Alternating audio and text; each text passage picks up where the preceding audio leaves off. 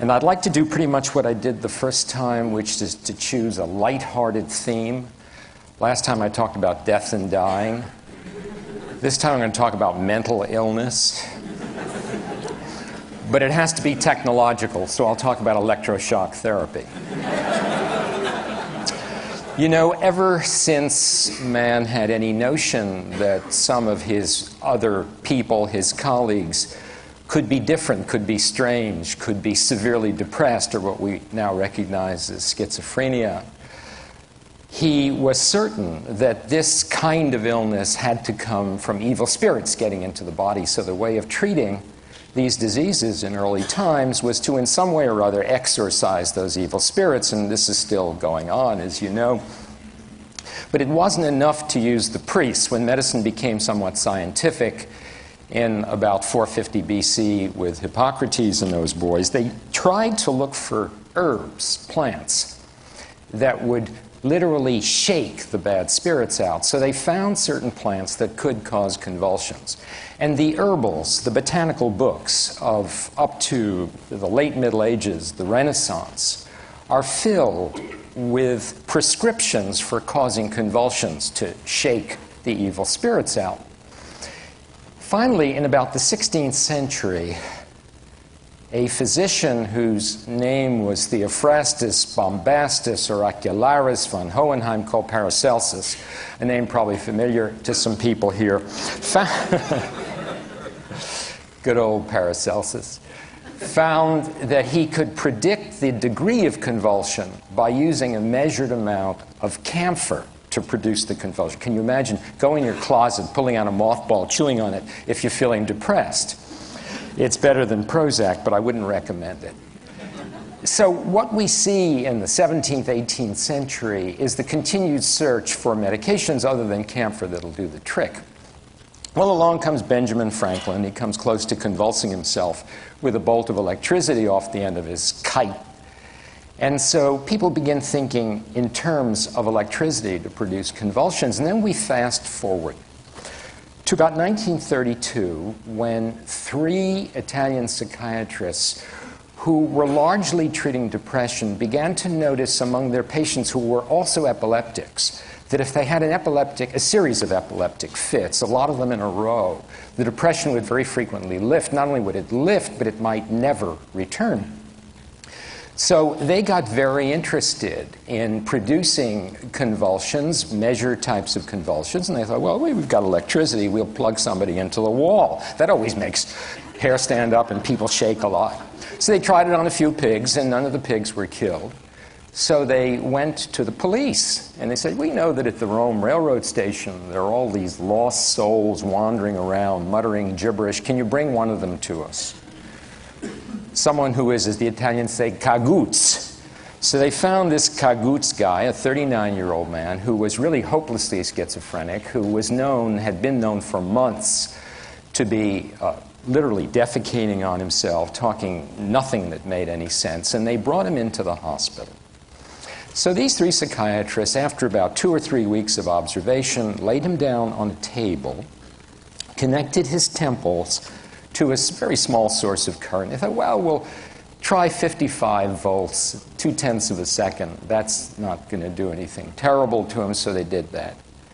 Well, I have the following from a first-hand observer who told me this about 35 years ago when I was thinking about these things for some research project of mine. He said, this fellow, remember, he wasn't even put to sleep, after this major grand mal convulsion, sat right up, looked at these 3 fellows and said, what the fuck are you assholes trying to do?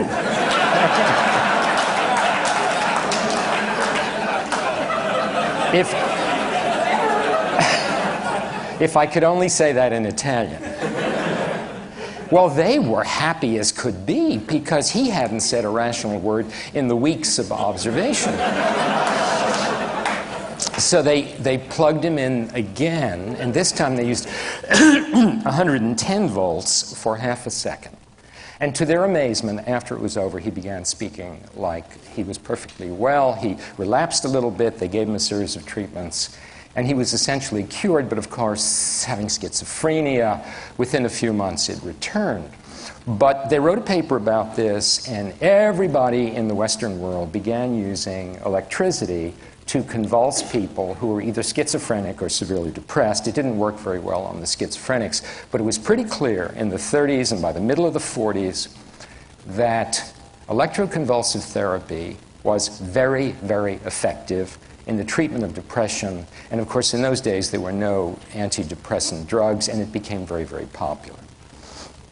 They would anesthetize people, convulse them, but the real difficulty was that there was no way to paralyze muscles. So people would have a real grand mal seizure. Bones were broken, especially in old, fragile people. You couldn't use it. And then in the 1950s, late 1950s, the so-called muscle relaxants were developed by pharmacologists, and it got so that you could induce a complete convulsion, an electroencephalographic convulsion. You could see it on the brainwaves without causing any convulsion in the body except a little bit of twitching of the toe. So again, it was very, very popular, very, very useful. Well, you know, in the middle 60s, the first antidepressants came out. Tofranol was the first. In the late 70s, early 80s, there were others, and they were very effective. And patients' rights groups seemed to get very upset about the kinds of things that they would witness. And so the whole idea of electroconvulsive electroshock therapy disappeared, but has had a renaissance in the last 10 years. And the reason that it has had a renaissance is that probably about 10% of people, severe depressives, do not respond regardless of what is done for them. Now, why am I telling you this story at this meeting? I'm telling you this story because actually ever since Richard called me and asked me to talk about, as he asked all the speakers to talk about something that would be new to this audience that we have never talked about, never written about, I've been planning this moment.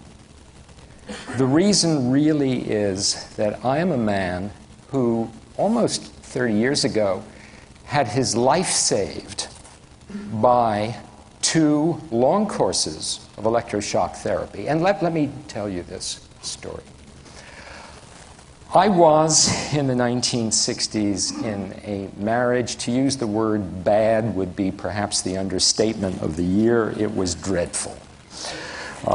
There are, I'm sure, enough divorced people in this room to know about the hostility, the anger, who knows what. Being someone who had had a very difficult childhood, a very difficult adolescence, it had to do with not quite poverty, but close. It had to do with being brought up in a family where no one spoke English, no one could read or write English. It had to do with death and disease and lots of other things. I was a little prone to depression. So as things got worse, as we really began to hate each other, I became progressively depressed over a period of a couple of years, trying to save this marriage, which was inevitably not to be saved. Finally, I was scheduled, my major surgical cases, I was scheduling them for 1 o'clock in the afternoon because I couldn't get out of bed before about 11 o'clock. Anybody who's been depressed here knows what that's like. I couldn't even pull the covers off myself. Well, you're in a university medical center where everybody knows everybody, and it's perfectly clear to my colleagues, so my referrals began to decrease. As my referrals began to decrease, I clearly became increasingly depressed until I thought, my God, I can't work anymore. And in fact, it didn't make any difference because I didn't have any patients anymore. So, with the advice of my physician, I had myself admitted to the acute care psychiatric unit of our university hospital. And my colleagues who had known me since medical school in that place said, "Don't worry, Shep, 6 weeks, you're back in the operating room. Everything's going to be great." Well, you know what bovine stercus is? That proved to be a lot of bovine stercus. I know some people who got tenure in that place with lies like that.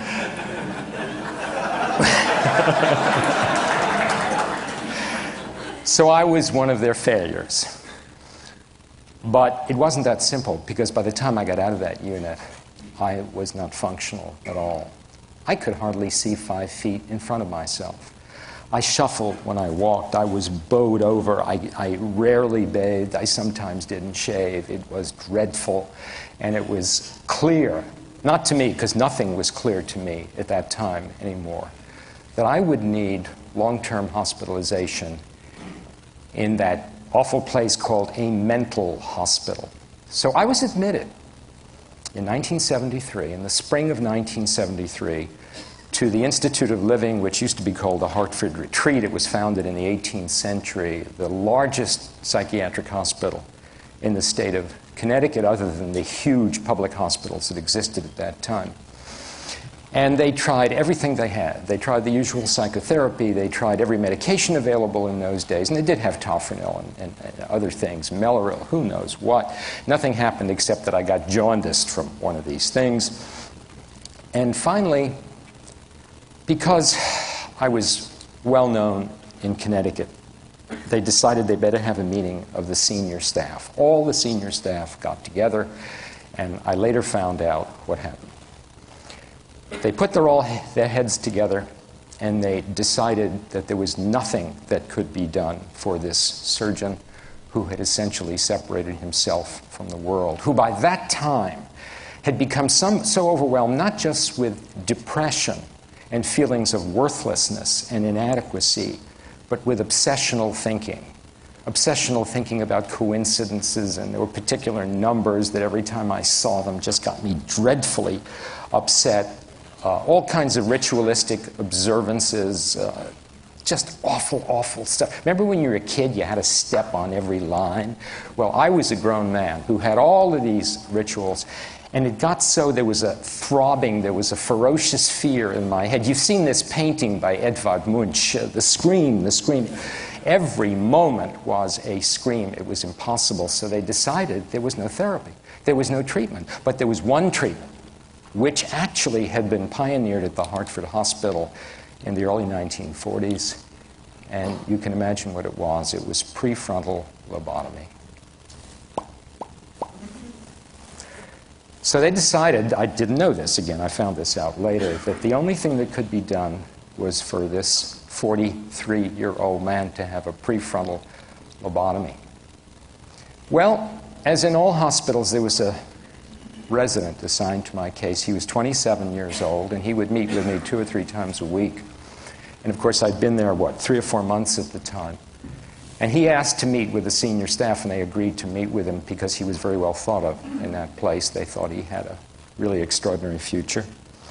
And he dug in his heels and he said, "No, I know this man better than any of you. I have met with him over and over again. You've just seen him from time to time. You've read reports and so forth. I really honestly believe that the basic problem here is pure depression, and all of the obsessional thinking comes out of it. And you know, of course, what will happen if you do a prefrontal lobotomy. Any of the results along a spectrum from pretty bad to terrible, terrible, terrible is going to happen. If he does the best he can, he will have no further obsessions, probably no depression, but his affect will be dulled. He will never go back to surgery. He will never be the loving father that he was to his 2 children. His life will be changed. If he has the usual result, he'll end up like One Flew Over the Cuckoo's Nest. You know about that. Just essentially in a stupor the rest of his life. Well, he said, can't we try a course of electroshock therapy? And you know why they agreed? They agreed to humor him. They just thought, well, we'll give a course of 10, and so we'll lose a little time. Big deal, it doesn't make any difference. So they gave the course of 10, and the usual course, incidentally, was 6 to 8, and it still is 6 to 8. Plugged me into the wires, put me to sleep, gave me the muscle relaxant. 6 didn't work, 7 didn't work, 8 didn't work. At 9, I noticed, it's wonderful that I could notice anything, I noticed a change, and at 10, I noticed a real change. And he went back to them, and they agreed to do another 10. Again, not a single one of them, I think there are about 7 or 8 of them, thought this would do any good. They thought this was a temporary change. But lo and behold, by 16, by 17, there were demonstrable differences in the way I felt. By 18 and 19, I was sleeping through the night, and by 20, I had the sense, I really had the sense that I could overcome this, that I was now strong enough that by an act of will, I could blow the obsessional thinking away. I could blow the depression away. And I've never forgotten, I never will forget, standing in the kitchen of the unit. It was a Sunday morning in January of 1974. Standing in the kitchen by myself and thinking, I've got the strength now to do this. It was as though those tightly coiled wires in my head had been disconnected, and I could think clearly, but I need a formula. I need something to say to myself when I begin thinking obsessively. Well, the Gilbert and Sullivan fans in this room will remember Ruddy Gore, and they will remember Mad Margaret, and they will remember that she was married to a fellow named Sir Despard Murgatroyd, and she used to go nuts every 5 minutes or so in the play, and he said to her, we must have a word to bring you back to reality, and the word, my dear, will be Basingstoke. So every time she got a little nuts, he would say, Basingstoke, and she would say, Basingstoke it is, and she'd be fine for a little while. Well, you know, I'm from the Bronx, I can't say Basingstoke. But I had something better. And it was very simple. It was, fuck it. Much better than Basingstoke, at least for me. And it worked, my God, it worked. Every time I would begin thinking obsessionally, again, once more after 20 shock treatments, I would say, fuck it. And things got better and better. Within 3 or 4 months, I was discharged from that hospital. I joined a group of surgeons where, you know, I could work with other people in a community, not in New Haven, but fairly close by. Stayed there for 3 years. At the end of 3 years, I went back to New Haven, had remarried by that time. I brought my wife with me, actually, to make sure I could get through this. My children came back to live with us. We had 2 more children after that. Resuscitated the career, even better than it had been before. Went right back into the university and began to write books. Well, you know, it's been a wonderful life. It's been, as I say, close to 30 years. I stopped doing surgery about 6 years ago and became a full-time writer, as many people know. But it's been very exciting. It's been very happy. Every once in a while, I have to say, fuck it. Every once in a while, I get somewhat depressed, and a little obsessional. So I'm not free of all of this. But it's worked. It's always worked. Why have I chosen, after never ever talking about this, to talk about it now? Well, those of you who know some of these books know that one is about death and dying, one is about the human body and the human spirit, one is about the way mystical thoughts are constantly in our minds, and they have always to do with my own personal experiences. One might think, reading these books, and I've gotten thousands of letters about them by people who do think this, that based on my life's history as I portrayed in the books, my early life's history, I am someone who has overcome adversity. That I am someone who has drank of the bitter dregs of near disaster in childhood and emerged not just unscathed, but strengthened. I really have it figured out so that I can advise people about death and dying, so that I can talk about mysticism and the human spirit, and I've always felt guilty about that. I've always felt that somehow I was an imposter because my readers don't know what I have just told you. It's known by some people in New Haven, obviously, but it is not generally known. So one of the reasons that I have come here to talk about this today is to, frankly, selfishly unburden myself and let it be known that this is not an untroubled mind that has written all of these books. But more importantly, I think, is the fact that a very significant proportion of people in this audience are under 30. And there are many, of course, who are well over 30. For people under 30, and it looks to me like almost all of you, I would say all of you, are either on the cusp of a magnificent and exciting career or right into a magnificent and exciting career. Anything can happen to you. Things change. Accidents happen. Something from childhood comes back to haunt you. You can be thrown off the track. I hope it happens to none of you, but it will probably happen to a small percentage of you. To those to whom it doesn't happen, there will be adversities. If I, with the bleakness of spirit, with no spirit that I had in the 1970s, and no possibility of recovery as far as that group of very experienced psychiatrists thought, if I can find my way back from this, believe me, anybody can find their way back from any adversity that exists in their lives. And for those who are older, who have lived through, perhaps not something as bad as this, but who have lived through difficult times, perhaps where they lost everything, as I did, and started out all over again, some of these things will seem very familiar. There is recovery. There is redemption. And there is resurrection. There are resurrection themes in every society that has ever been studied, and it is because not just only do we fantasize about the possibility of resurrection and recovery, but it actually happens, and it happens a lot. Perhaps the most popular resurrection theme outside of specifically religious ones is the one about the phoenix, the ancient story of the phoenix, who every 500 years resurrects itself from its own ashes to go on to live a life that is even more beautiful than it was before. Richard, thanks very much.